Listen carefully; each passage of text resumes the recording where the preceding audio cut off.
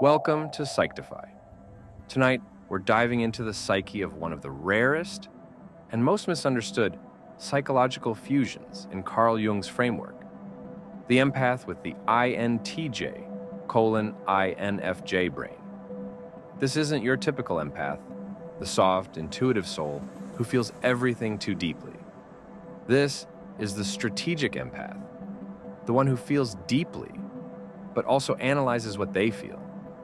This is the empath who can see you, not only your emotions, but your patterns, your emotional architecture, your archetypes, the hidden motives you don't even admit to yourself. And that's what makes them dangerous. Segment 1, Jung's map of the psyche. Carl Jung once said, "Until you make the unconscious conscious, it will direct your life, and you will call it fate." In Jung's map, we are not one personality. We are a constellation. Each of us is a dance between the ego, the shadow, the persona, and the self. The empath, especially one with INFJ or INTJ cognitive wiring, sits in a very rare position within that dance. They're both the mirror and the observer. They feel emotions so strongly that they seem psychic. Yet their thinking functions filter those emotions through an almost scientific lens. Imagine empathy not as softness, but as X-ray vision. Segment 2, the fusion of feeling and intuition. An INFJ is the archetypal counselor, guided by introverted intuition, NI, and extroverted feeling, FE.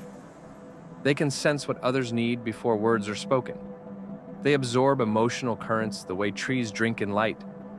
An INTJ, on the other hand, is the master strategist, guided by introverted intuition, NI, and extroverted thinking, TE. They see systems, patterns, and cause and effect at a godlike level of abstraction. Now imagine these two cognitive patterns fusing. Empathy meets analysis. Feeling meets structure. Heart meets mind. This fusion creates an empath who doesn't just feel your emotions, they decode them. They can trace an emotional reaction back to its source in seconds. They can see the invisible chain between trauma, belief, and behavior. This is not empathy as vulnerability. This is empathy as power. Segment 3, why Jung called such minds. Old souls, Jung believes certain minds are born closer to the unconscious, able to see behind the veil of human behavior. He called them old souls, people who have lived 1,000 psychological lifetimes. They don't just experience emotions, they map them. They can step inside someone's emotional labyrinth and navigate it like a cartographer of the human condition. That's the INFJ:INTJ empath. A blend of emotional insight and logical precision. But here's the paradox. The same ability that makes them powerful also isolates them. Because once you can see through people, it's hard to unsee. Segment 4, the emotional architect. When an empath has an INTJ's logical framework, they stop asking, "Why do people hurt me?" and start asking, "What system creates this kind of hurt?" They begin to see patterns in manipulation, projection, and emotional energy exchange. They notice how narcissists prey on kindness, how trauma breeds emotional codependency, how society rewards emotional ignorance because it's easier to control. And once they see it, they begin to build shields, not walls. Shields made of understanding, because an empath with knowledge becomes untouchable. Segment 5, the birth of the dangerous empath. At some point, something shifts. This empath, who used to absorb pain, begins to transform it. They integrate the shadow, confront their anger, channel their intuition through strategy. They become calm, precise, almost prophetic. And that's when the world starts to fear them, because they're no longer manipulable. They no longer bleed for everyone. They see everyone, and they choose when to care. That's what makes the empath with the INTJ:INFJ brain dangerous. When empathy evolves into awareness, and awareness merges with intellect, you no longer live inside emotions. You command them. This is Psychtify, and in part 2, we'll go deeper into the shadow mechanics behind this fusion, how Jung's shadow integration transforms the empath from a victim of emotion into its master. Part 2, Shadow Integration and the Birth of the Emotional Strategist segment. Not the shadow's whisper. In Jungian psychology, the shadow is everything we suppress, deny, or disown. It's the emotional basement of the psyche, the container of anger, envy, fear, and unexpressed desire. For the empath, the shadow is especially treacherous. Because empaths spend their lives absorbing darkness from others, they mistake that weight as their own. They feel emotions that don't belong to them, yet still blame themselves for feeling them. They call it empathy, but Jung would call it possession by the unconscious. The empath who hasn't met their shadow is ruled by it. They overgive, they fix, they heal, and in the process, they disappear. Segment 2, the awakening moment. Every powerful empath, especially those with INTJ or INFJ architecture, eventually reaches a breaking point. It's not dramatic, it's quiet. One day they simply stop chasing emotional validation. They stop trying to be understood. They stop trying to save everyone. This moment, Jung called individuation, the process of becoming whole. The empath begins to see that their sensitivity isn't weakness, it's data. Emotions are signals, patterns, blueprints of the human condition. And when that realization hits, the empath's brain reorganizes itself. Their empathy becomes analytical. They begin to think about feelings rather than drowning in them. That's the birth of the emotional strategist. Segment 3, the INTJ/INFJ. Shadow symbiosis. The INTJ shadow is emotional intuition, what they repress in their pursuit of logic. The INFJ shadow is pragmatic detachment, what they repress to stay compassionate. When these two energies integrate, something powerful happens. The mind learns to feel with intelligence. The heart learns to think without cruelty. The empath begins to wield both the sword and the lantern, the sword of rational discernment and the lantern of emotional truth. This hybrid state is rare. It's what Jung described as transcendence of opposites, the merging of rational and irrational, light and dark, masculine and feminine, emotion and logic. Segment 4, understanding emotional power dynamics. Once the empath steps into this integration, they start noticing what most people never see, the psychological games that govern human relationships. They can tell when someone's kindness is a performance. They can feel the silent contempt hidden behind a smile. They know when someone's praise is bait, when guilt is a leash, when silence is manipulation. They no longer react emotionally. They observe. They no longer ask, "Why does this hurt?" They ask, "What power dynamic is this creating?" This is where empathy becomes strategy. They see emotional energy as a currency, a form of exchange with rules and patterns. That's why this type of empath can dismantle narcissistic systems, not by confrontation, but by precision. They see the weak link in every manipulative cycle and simply stop feeding it energy. Segment 5, the return to the self. But Jung warns, power without purpose can corrupt. The empath must not become cynical. They must not replace compassion with control. Integration is not domination, it's understanding. The goal is not to destroy emotion, but to master its flow, to know when to feel deeply and when to step back into awareness. The INFJ:INTJ empath learns that true power isn't in predicting others, it's in governing themselves. Their emotional intelligence becomes conscious discipline. They begin to choose when to engage, when to withdraw, when to mirror, and when to reveal. They become the calm eye in everyone else's storm. And that's when others start to notice something unsettling. You can't manipulate this person. You can't guilt them. You can't confuse them. They've seen the dark in others and in themselves, and now they move through it like water. Until you own your shadow, it owns you.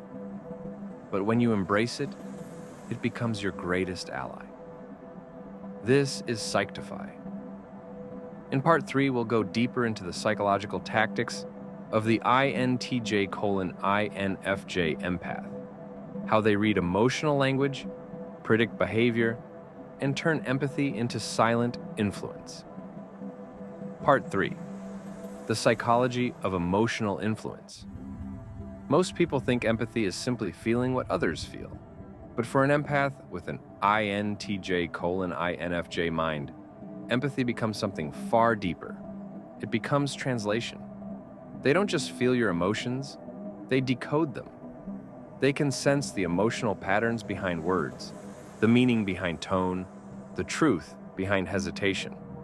They notice the micro shifts, a pause too long, a breath drawn in before speaking, a flicker in the eyes when someone lies. They collect data, not consciously at first, but instinctively. Their brain stores emotional signatures, like a memory palace of human behavior. And then they begin to predict. They can tell when a relationship is about to shift, when someone's loyalty is fading, when a conversation is moving toward conflict before a word is spoken. They can sense the unseen trajectory of emotion. That's not magic. That's pattern recognition at its highest form. Carl Jung would call it psychological intuition, the unconscious mind reading the collective psyche. But the real transformation happens when this empath learns to use what they see, not to manipulate, but to navigate. They become fluent in the language of emotion, tone, rhythm, silence. They know when to speak and when to let silence do the work, when to reflect emotion and when to absorb it. They learn how energy flows between people and how to redirect it. This is what makes them dangerous in the eyes of those who rely on emotional chaos. The empath who used to drown in feelings now stands calmly in the storm. They can sense projection, guilt, or manipulation before it ever touches them. They can feel the vibration of control and simply refuse to engage. And when an empath stops reacting, the manipulator loses power. That's when people start to call them cold. They're not cold, they're clear. Empathy, when mastered, isn't emotional overexposure. It's emotional sovereignty. And sovereignty feels like silence, stillness, observation. It's the moment when the empath no longer needs validation to care, and no longer fears rejection to stop caring. Jung once wrote that everything that irritates us about others can lead us to an understanding of ourselves. The INTJ:INFJ empath embodies this fully. They study the irritation. They examine the trigger. They don't react, they reflect. They let awareness burn through confusion until only truth remains. That's the difference between an empath who suffers and an empath who sees. And yet, there's another layer. The most powerful empaths don't just observe individuals, they read systems. They can sense emotional undercurrents in entire environments. Families, groups, institutions. They feel when the energy of a place is off, when the collective mood is shifting. It's why they often feel restless in crowds or drained in certain rooms. They're subconsciously tracking every emotional field around them. With an INTJ framework, they start mapping it all. They can walk into a workplace and feel the hierarchy without being told. They can read alliances, unspoken tensions, who's leading from shadow and who's pretending from light. It's not about psychic power. It's psychology sharpened by pattern awareness. A living Jungian map of human energy. And if they choose to, they can influence it, gently, not by control, but by calibration. A word here, a tone there, a pause long enough to shift another's emotional tempo. They realign the emotional field like tuning an instrument. This is how empathy becomes strategy. When emotion meets precision, it turns into a quiet kind of power, the kind that doesn't need dominance to be felt. It simply exists. People sense it. They can't explain why they trust you or why they fear disappointing you. They just feel the field you project, grounded, watchful, aware. That's the energy of the dangerous empath. Not loud, not reactive, but profoundly stable.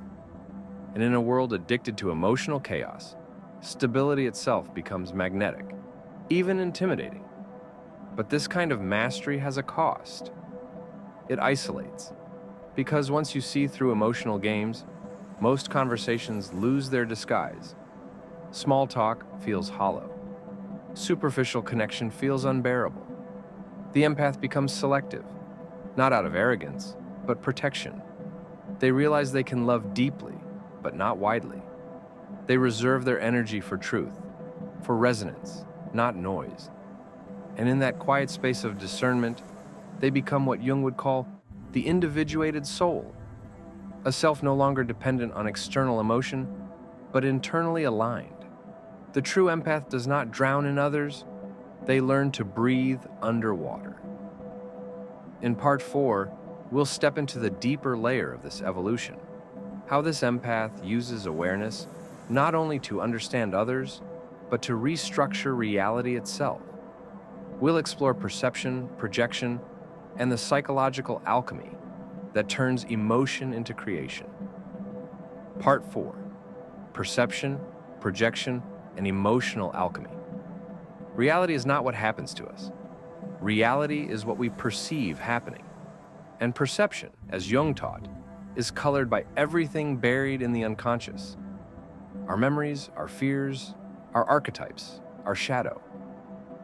Most people live inside a projection. They're not seeing others. They're seeing reflections of their own unfinished stories. But the empath with the INTJ:INFJ brain begins to notice this illusion. They start catching the echoes. The friend who keeps attracting the same kind of betrayal. The parent who controls out of fear of abandonment. The partner who mistakes intensity for love because calm once meant neglect. The empath sees the invisible script behind every interaction.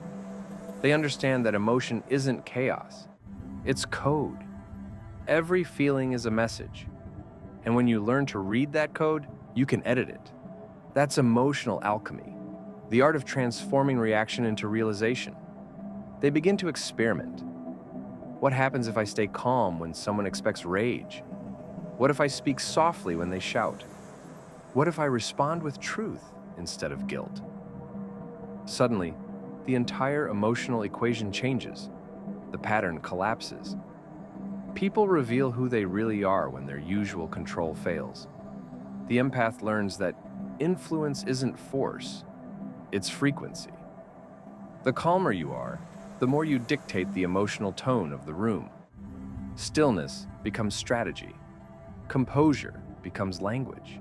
That's why Jung said, the wise person affects the world more by what they are than by what they do. And yet, this level of perception comes with responsibility. Because once you see projection, you see your own. You realize that the people who trigger you are mirrors, showing you where your shadow still hides. The anger you judge in others lives somewhere inside you.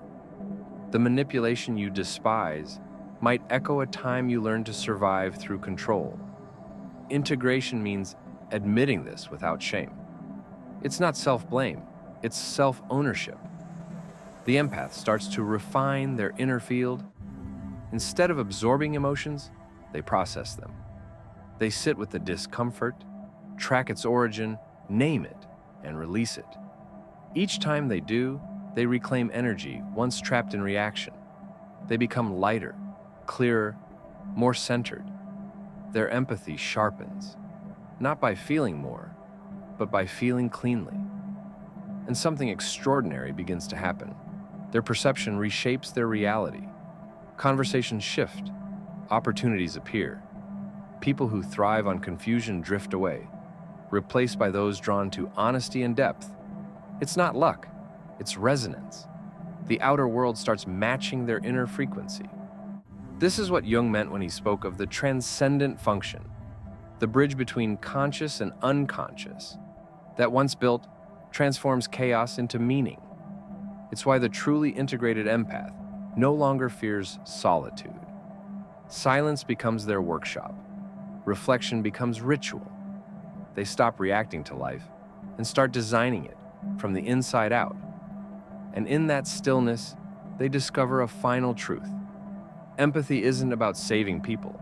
It's about seeing them, fully, without distortion. Because when someone feels truly seen, they begin to see themselves. That's the quiet revolution of the evolved empath. They don't preach, they don't convert, they don't argue. They embody. Their presence becomes a mirror that invites authenticity in others. Jung once said, "The privilege of a lifetime is to become who you truly are."